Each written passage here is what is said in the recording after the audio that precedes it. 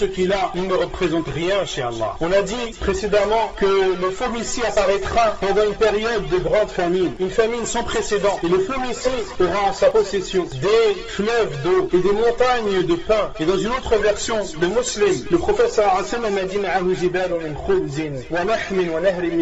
il aura des montagnes de pain, de viande, et il aura des fleuves d'eau. Et dans une autre version, le prophète sallallahu alayhi wa sallam a dit il aura avec lui de la nourriture et des boissons. Ce sera un moyen pour lui de tenter les gens, et d'où le fait que la tentation de l'Antéchrist soit décrite comme terrible, car les gens seront affamés et ils seront attirés et baveront devant la nourriture et devant l'eau. Parmi aussi les tentations del Masih ad-Dajjal, c'est qu'il ordonnera au ciel de pleuvoir et il ordonnera à la terre de sortir ses récoltes, comme cela est rapporté dans Sahih Muslim selon Nawas ibn Sam'an. Le faux messie passera dans des contrées, ira voir des peuples, les appellera, ils croiront en lui et répondront à son appel, et ordonnera au ciel de pleuvoir et à la terre de sortir ses récoltes. Parmi aussi ces tentations, c'est qu'il passera chez des peuples qui refuseront de croire en lui, comme le dit le prophète sallallahu alayhi wa sallam dans le même hadith de Nawas ibn Sam'an. ثم يأتي القوم فيدعوهم فيردون عليه قولا فينصرف عنهم فيصبحون ممحلين. Il viendra vers des peuples, il les appellera, il leur demandera de croire en lui et d'attester que c'est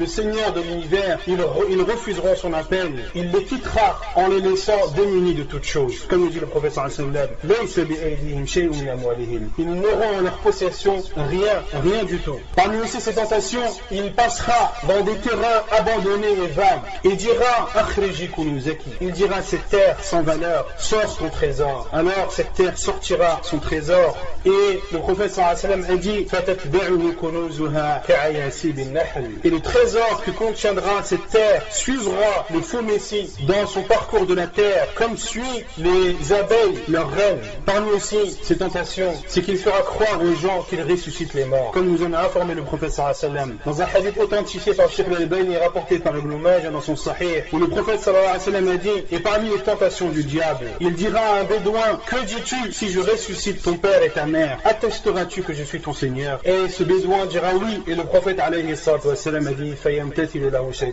un diable alors viendra et prendra l'apparence de son père et de sa mère, et ses parents lui diront Hey bunay, ittabi'hu fa'innahu rabbuk. Et ces deux diables qui auront l'apparence de son père et de sa mère lui diront Oh notre fils, suis-le car c'est ton Seigneur. Quels sont les gens et les personnes qui seront influencés par Al-Masih ad-Dajjal? Les bédouins, comme nous en a informé le prophète sallallahu alayhi wa sallam dans ce hadith. Mais il y a également les femmes. Les femmes seront énormément tentées par le faux messie, plus que les bédouins, et ceci car les femmes sont plus éloignées de la science que les hommes. D'où le devoir aux hommes d'enseigner ce qu'ils savent à leurs femmes, car ils n'ont pas la possibilité d'apprendre leur religion comme l'ont les hommes. Les femmes ne doivent pas être négligées. L'homme doit prendre soin de sa famille, de ses femmes, de ses mères, de sa mère, de ses filles, de ses sœurs, et doit les mettre en garde contre la tentation de Masih ad-Dajjal, car les femmes seront parmi les êtres humains celles qui seront le plus tentées. Le prophète sallallahu alayhi wa sallam nous informe dans un hadith rapporté par l'imam Ahmad et authentifié par Ahmed Sheikh rahimahullah, où le prophète sallallahu alayhi wa sallam a dit Yanzilu ad-Dajjal fi hadhihi sabkha bimarqanah.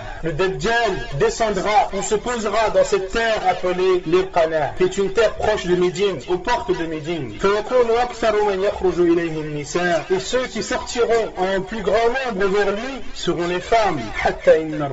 Au point que le prophète sallallahu alayhi wa sallam a dit, au point que l'homme retournera chez lui, au point que l'homme retournera chez lui et ira à la rencontre de sa mère, de ses filles, de ses sœurs, de ses tantes, et les attachera. Il attachera sa femme, sa mère, ses sœurs, ses filles, de peur qu'elles ne sortent et qu'elles n'aillent rejoindre Al-Masih ad-Dajjal. Parmi aussi ceux qui seront tentés et suivront Al-Masih ad-Dajjal, il y aura les mécréants bien sûr, mais également les hypocrites et les personnes perverses.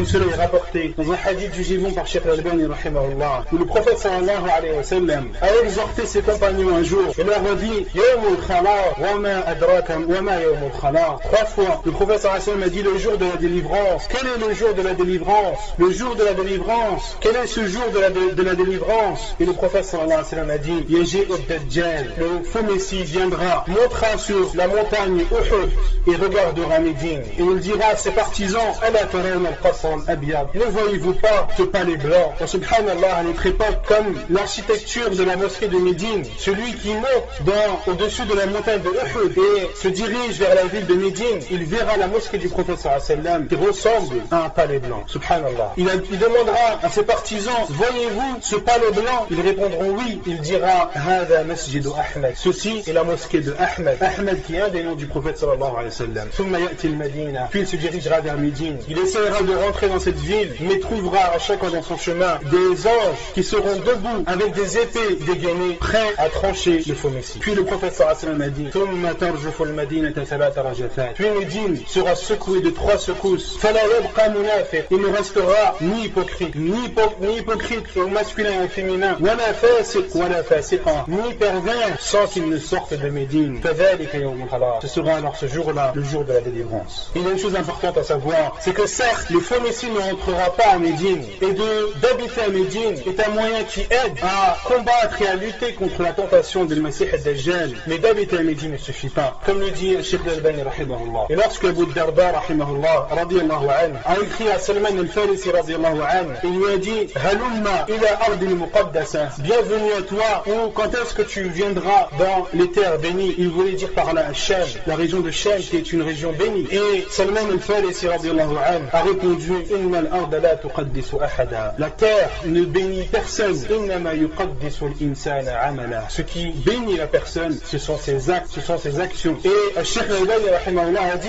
il y a dans cela une preuve que la première cause à avoir et la première chose qui t'aidera à lutter contre la tentation du faux messie, ce sera ta foi véridique et tes actes pieux. C'est la plus grande cause à faire et c'est la cause principale. Et de se rendre à Médine et de vivre à Médine est une cause secondaire, et la cause secondaire n'est pas bénéfique à la personne lorsqu'elle ne prend pas en considération la cause primaire et la plus importante qui est la croyance en Allah subhanahu wa ta'ala et de faire des actes pieux. Le début de la fin de l'Antéchrist apparaîtra comme le prophète sallallahu alayhi wa sallam nous en a informé dans le hadith d'Abu Sa'id al-Khudri radiyallahu anhu, rapporté par Muslim, où le prophète sallallahu alayhi wa sallam nous informe qu'un jeune sortira de Médine. Et le prophète sallallahu alayhi wa sallam a dit dans le hadith wa huwa min khayrin nas, et il fait partie des meilleurs des gens. Il sortira de Médine lorsque Ad-Dajjal sera dans cet endroit que l'on a cité, Mirmaqah. Et le prophète sallallahu alayhi wa sallam nous a informé que Ad-Dajjal plantera ses tentes à cet endroit. Il restera longtemps dans cet endroit aux portes de Médine. Et ce jeune croyant de Médine, qui fait partie des meilleurs des gens, sortira de Médine et rencontrera des soldats armés du faux messie. Ils lui demanderont où vas-tu, que cherches-tu? Il dira je cherche et je veux rencontrer le faux messie. Ils vont alors le tuer et les uns diront aux autres ne le tuez pas, vous savez très bien que le faux messie ne veut pas que l'on tue à sa place. Ils l'emmèneront alors jusqu'au Masih ad-Dajjal. Et lorsque le faux messie le verra, il saura qui il est. Lorsque le jeune le verra, il saura qui il est. Il lui dira Anta al-Masih al-Kazzab, tu es le faux messie, celui qui ment, celui dont nous a informé le prophète sallallahu alayhi wa sallam, et celui dont le prophète sallallahu alayhi wa sallam nous a mis en garde. Il ordonnera alors à ses soldats d'attraper ce jeune homme et de le rouer de coups dans son ventre et dans son dos. Ensuite, Ad-Dajjal lui dira crois-tu en moi? Il dira non, tu es le faux messie, celui dont le prophète sallallahu alayhi wa sallam nous a mis en garde. Il dira alors à ses soldats de l'écarter. Il placera aussi au milieu de sa tête et le coupera en deux. Puis il marchera entre ces deux morceaux. Et dans une autre version, le prophète sallallahu alayhi wa sallam a dit il le frappera tellement fort que ces deux morceaux seront éloignés la distance que parcourt une flèche lorsqu'elle est lancée d'un arc. Puis le faux messie ordonnera à ces deux morceaux